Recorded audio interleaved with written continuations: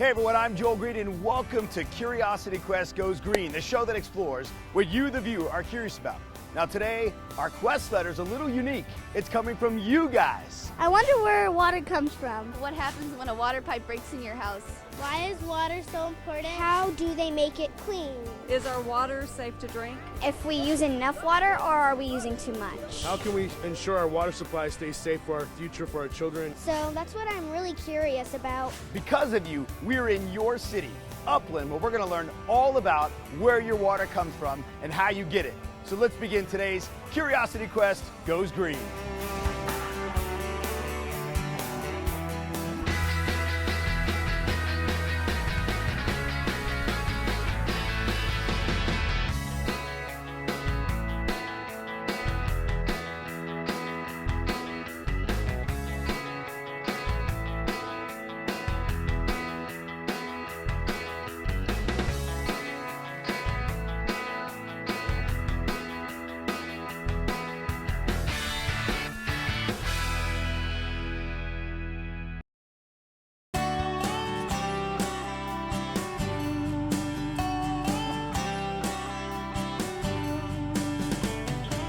Oh, left. Okay, I'm sorry. We're going left here. We're in the city of Upland, where they have a very unique water source situation. And to take us through that is Allison Lokey. Allison, how you doing today? Great, Joel. Thank you. So let's talk about where water started here in Upland.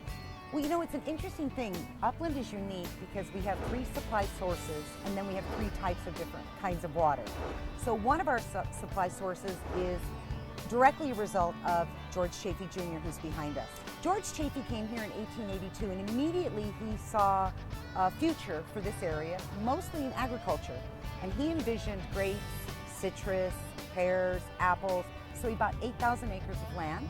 And in that buying of the land, he ended up purchasing the water rights to the company that would become San Antonio Water Company. It's back in the 1800s. 1882 was when that water company was founded. So there's the 3 companies and then 3 actual physical sources. Sources of water. Right. So when it comes to other cities, do other cities have 3 companies? No, not generally. Not generally. Okay.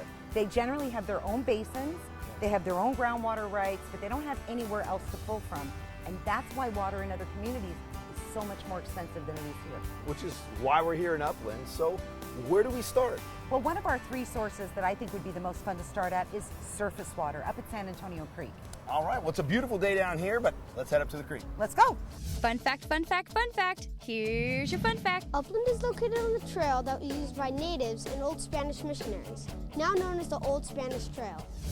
Allison, I can't think of a more serene or beautiful place. It is a beautiful location. This is San Antonio Creek.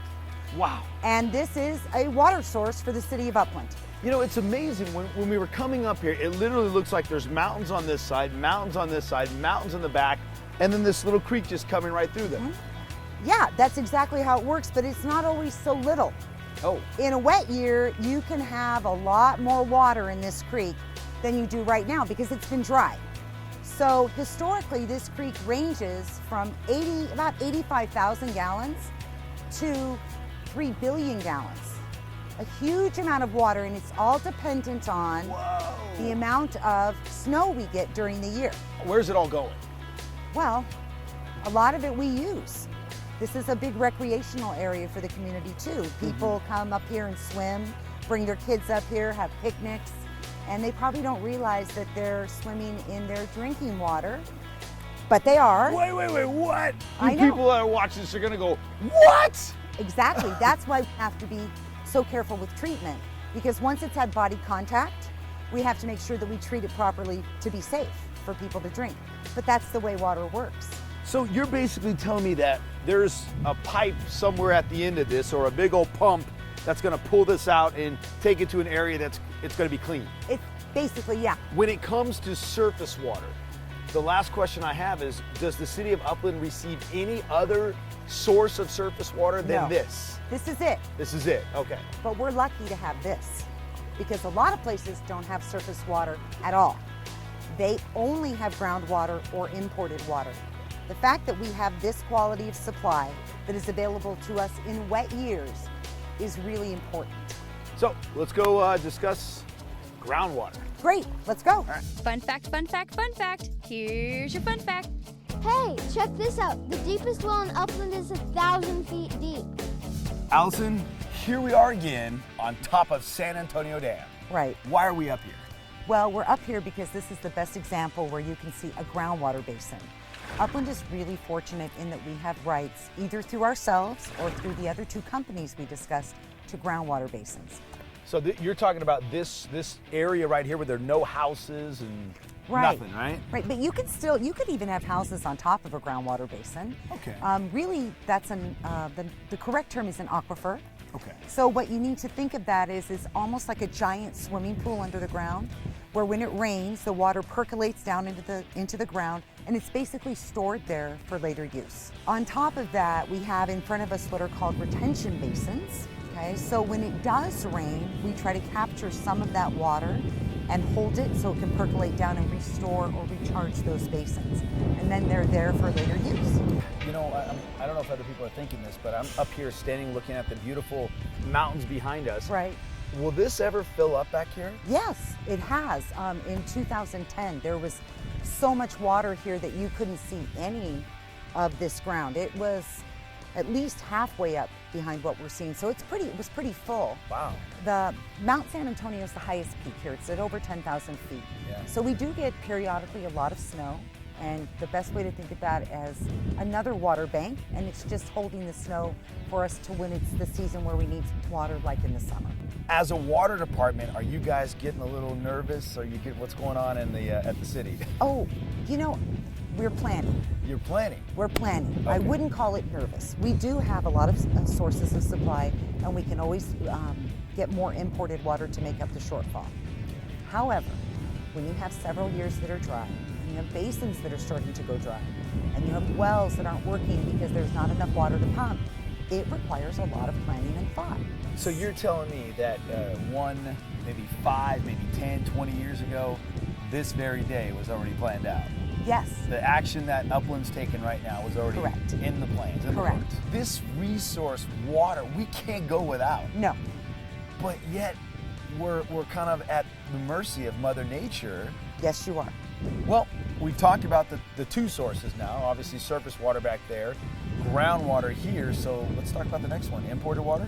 Yes. Where do we be go great. for that? We're going to go down to the Water Facilities Authority, and we'll tour that plant. Where does imported water come from? Water ducts, sewer, the ocean. Canada, Mexico. Other countries. I don't know, from out of state. All right, I'm out here with Mark. Mark, first of all, where are we and who are you? My name is Mark Wiley. I'm the Water Operations Manager for the City of Upland. This is our water treatment plant for Upland, and this treats imported water from the state of California. Let's go check it out. Let's go. All right. It is loud in here. This is very loud. We have about 14 million gallons a day of water coming through this pipeline right now, and it creates quite a bit of noise. 14 million gallons of water. This plant is actually capable of bringing in 81 million gallons of water, but right now we just don't need it, so we're only taking 14. The water is coming from Metropolitan Water, Right. which you said was up at Lake Silverwood. That's our nearest reservoir. We bring that water down, and a lot of the communities here along the San Bernardino and San Gabriel Mountains take water off of that pipeline. On a daily or monthly average, how many million gallons of water is Upland pulling off? Maybe about 8. Now, for the whole community, you would not be able to survive or maintain on just 8 million gallons of water, correct? Absolutely not. What percentage is imported water? Probably about 25%. 25%, okay. So the smaller percentage. Absolutely. I see the word raw water. Is this what, clean water, not clean water? It's not clean water. We can't drink this. Oh. This is exactly what's coming out of the lakes up there in Silverwood. Oh, wow. So if you were boating or swimming or... This is it. This is it. Absolutely. Oh, wow. And then so all the water's coming off of here, and then now it's going basically where? Our next stop for this water are our water filters.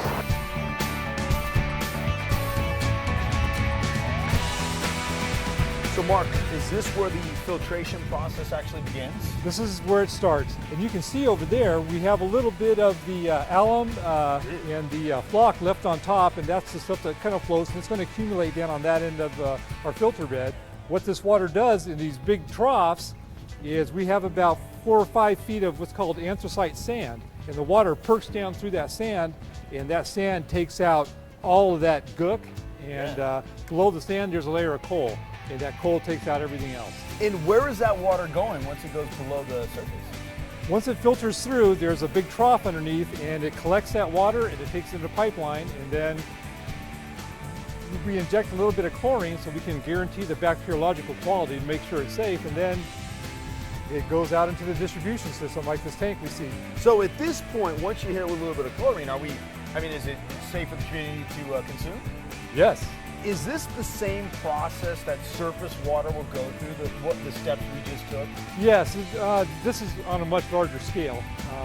We have a much smaller plant up at the base of the San Antonio Dam, but we don't get 80 million gallons a day through it. Mark, will groundwater go through the same filtration and cleaning process? No, when you're talking about groundwater, it could have a lot of different constituents in it. It could have nitrates in it. Here in Upland, this all used to be agriculture. So we had a lot of orange groves and lemon groves up here, and from that era, we have a little bit of nitrates in our water because they used to fertilize the trees, and so that stuff all goes down into the groundwater. You know, Mark, it's crazy because you're talking about agriculture that have been in this area for over 100 years, right? Yeah.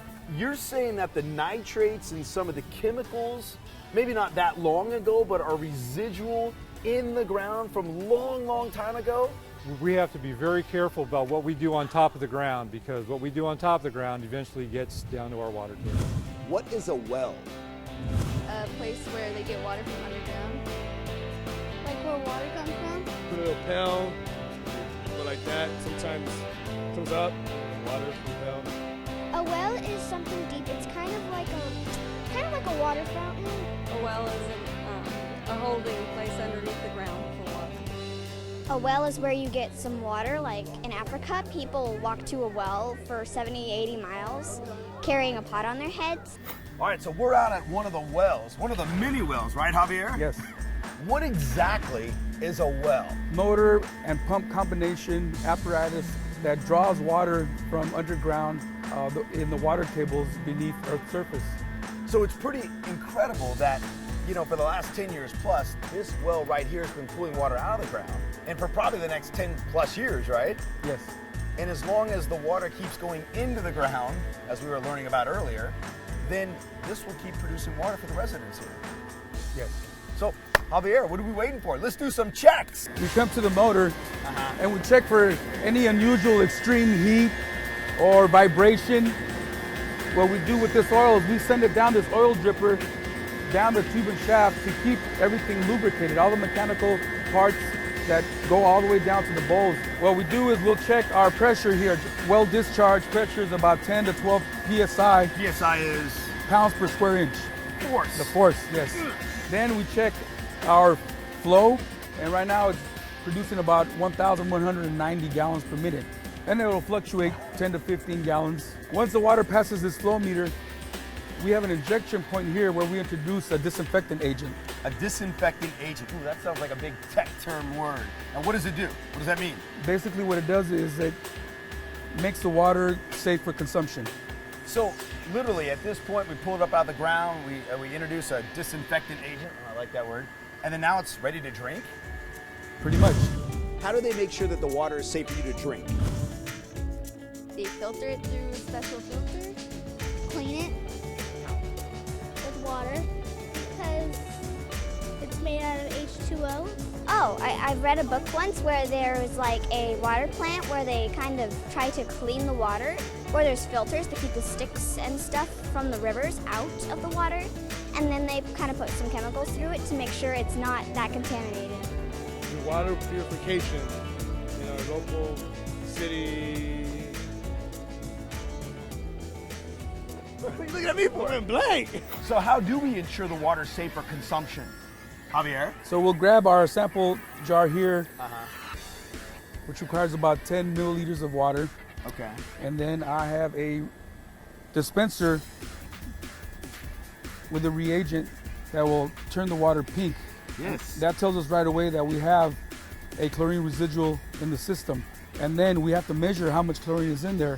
So that there's not too much chlorine. Not too much, and that there is enough to meet our Not standards. too little. Gotcha. Okay. All right, we're out in a residential neighborhood again, moved different locations all over Upland, and I'm here with Darren and Dave. Now, Darren, what are we doing out here? We're here to exercise the city's water valves and flush the fire hydrants. Some of the importance in that is to make sure that the valves are working properly. Yeah, Dave looks like he's ready to go. He's ready to go. He's going to pop that road cap. Now, how often do you do this? Like for this particular one, how often is this done? It actually takes us 4.5 to 5 years to go through the whole city. Whoa! Yeah. Okay, now what's he doing here? Okay, so now he's visually inspecting the can to see if there's any debris that needs to be cleaned out. Okay. Now, we're not in any danger, right? No. Okay, you haven't had like one, you're doing this and you're... No. No. Not that you'll admit on No, camera. no. All right, that's good. Are we holding you up at all? Well, yeah. Yeah, no, you're supposed to say no. We're helping you No, in the process. you're helping us. You're helping us a great deal. So now we're going to open this cap. Okay, let's, do I need to move out of the way? No, or- you're okay. Okay. What are you doing on that? Whoa, hello. This is the valve that opens this outlet. So a lot of people may see, flooding going down the streets. Like, what's going on? We're wasting all this water. Yep. But They don't realize that it's a necessary process, not only for the health of the system, but for the quality of the water. Gotcha. Okay, so he's turning it on now? Turning it on. All right, and we're good. Oh, I feel it under. Whoa! I feel it. Okay, he's gonna get wet. Whoa! It'll be all right. It can- Okay. Now that was pretty nasty looking in there. Yeah, coming out. that was the stagnant water that sits in that hydrant itself. That initially comes out first. Well, Darren, Dave, I appreciate your time, but we're off to our next stop. We'll go. Fun fact, fun fact, fun fact. Here's your fun fact. Did you guys know that there are 292 miles of water pipeline in Upland? All right, Allison. All right, so we're out here on the street. We're on Euclid and 21st. Right. And I brought this big old huge map with us, and I have no idea what I'm looking at. So what am I looking at? Okay, what you're looking at is all the different mains and water infrastructure in this particular area. Wait a minute. You have like Pages and pages What? and pages. So when you have to make any fixes or changes or alterations, people bring out these big old huge maps, huh? They do. And where Mark Warner is actually working, it's a 6-inch line coming off. We're fixing this valve right here. Allison, when it comes to water and the distribution of water, things break. Happens a lot. Upland is an old city. We have old infrastructure. So this pipeline is probably from the early 1950s. Wow. And we have pipeline that is actually older than that in other parts of the city. And just normal wear and tear, eventually it's going to break. It's so crazy because, again, you think of water and how we just turn on our tap and we kind of just take for granted. Of course. All that goes into this infrastructure, this big web underneath the ground. Absolutely. And that's exactly what it is. All right, so we should let these guys finish up and get these residents their water. Absolutely. Let's do it. Well, we're not doing it. No, we let them. We don't have a hard hat. So, Yeah, anything we don't like have that. our stuff. Safety gear, so we just We gotta go. Yeah.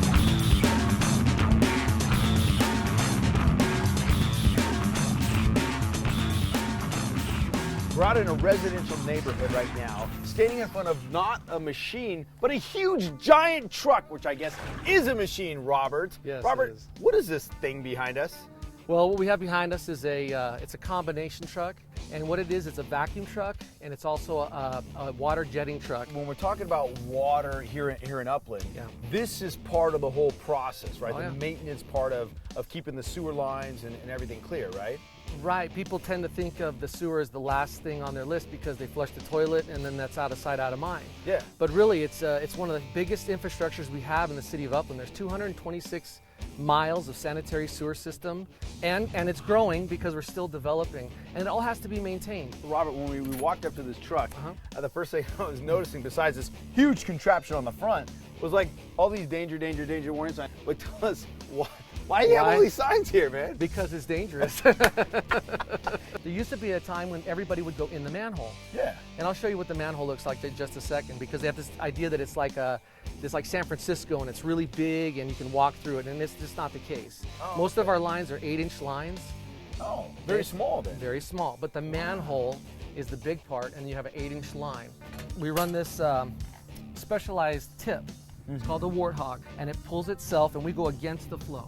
And as we clean, we come back down. We'll turn on the truck, we'll put the tip in there, and we'll show you what it looks like, okay? All right, cool. All right.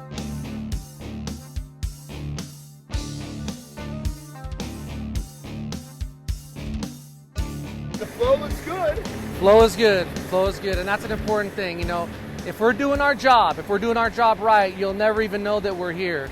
You know, and that's the important thing about this, is it's such a big city investment in infrastructure. Yeah. It's just imperative that it be maintained. So that's what we do. We're out here to do our job. If you see Robert or any of his other buddies out on the street, give him a high five. Say, good job. Good job. Fun fact, fun fact, fun fact. Here's your fun fact. In the summer, Upland uses as much as 33 million gallons of water each day. Ooh, look at that Pac-Man again. I'm sorry. Nate, tell me what we're looking at. You're looking at our Plant 7 17th Street pumping station. When we were over with Javier earlier, he was showing us this building that was a big reservoir. I guess where all the water that was coming out of the well was going into that building. Is this similar to that building right there? Yes, it is. Can I get to that from here? Yeah. All right, so we go to system. Look at that, I got it now. Oh, yeah, okay. All right, tell me where I'm going. Plant. Right down here to 7-8 right Okay, there. 7-8, bam. So boom, look at that. Yeah. So this is exactly where we were earlier. Yes. So this is, oh, okay, yeah, I see the pipe. So the Pac-Man dots are going into the reservoir. Yes. So you can monitor, you know, water coming out of the well, going into the reservoir, and going back down into the distribution system. Yes. So that's it. Let's head out of Upland's Water HQ. What percentage of water is used outside? 97%, 98%, 26%? 70%. I think we use about, I don't know, maybe 50%. So I know that for those of you that control your sprinkler system at your house, you probably think you have a crazy sprinkler system. A lot of buttons and everything. Look at this. Yeah, this is a totally different kind of controller, and it's one we're trying to get the public to take advantage of. And it's called a weather-based irrigation controller. So it actually monitors the weather, it monitors the temperature, soil moisture, and a variety of different things, and then it decides how to water. But what makes this one special is that it's also controlled by a phone, a mobile phone, a Droid, or an iPhone. Because right now what happens is if it rains, someone has to physically go turn off every single controller in the city. There's 13 parks and a lot of medians. So that means a person has to do that. So I hear the sprinklers on right now. Right, let's go take a look. Go take a look at, look. Don's on his phone. It's Right. just so funny. He's on his phone. What did he turn on the sprinklers behind him here? Right, he can control every sprinkler within this park right from his phone. And then there's another park we're testing as well. I'm gonna walk over here and I'm gonna expect, as the camera's rolling, that these are gonna be on at any moment. But But, you wouldn't normally water in the middle of the day. see, this is good. Okay, so Because, in fact, in Upland, it is illegal to water in the middle of the day. Wait a minute, is that just for parks or is that for everybody? That's for everybody. I wonder So if everybody knows that. You're not allowed to water between 10 a.m. and 6 p.m. Because of evaporation. And Don's showing us what we should not be doing. Don, did you know it was illegal for the City of Upland to actually turn on the waters between 10 and 6? What are you doing? You're testing the sprinklers. That was a good catch. People should test their sprinklers. You should run them at least once a month and make sure that they're working properly. So we've been making our way around the city and we're back here out in front of the Upland City Yard. Right, this is the Public Works Yard. And a new project for us was that this was originally completely grass. And we decided to provide a really good example. And this is basically a living classroom that we can use to educate residents about native and drought-tolerant plants. I know people watching at home are probably thinking, ooh, how do I find out about when the next class is and how can I come out and join? Our classes are basically open to anyone, but how we advertise them is either in your utility bill, we use the message board at City Hall, it's on our website, I want to thank Allison and everyone here at the City of Upland for showing us and teaching us about where your water comes from right here. And I want to thank all of you that participated in the city and telling us what you're curious about. Now, if there's something you want to know more about, let me hear from you. Go to curiosityquest.org, click on the Send Us on a Quest link, and simply tell me what you're curious about. And it could be you that sends us on our next green adventure. And remember, it's our planet. It's our responsibility to take care of it. So I'm curious. Have you gone green? I'm Joel Green, and I'll see you next time. You guys didn't see it. I sat right there and I slid back. In the sea, sea creatures live there, like fish, sharks, seals. Kellen, say that's a wrap. That's a wrap. If you'd like to order a copy of this episode or a previous episode, visit us at www.curiosityqueststore.com. The cost is $24.95.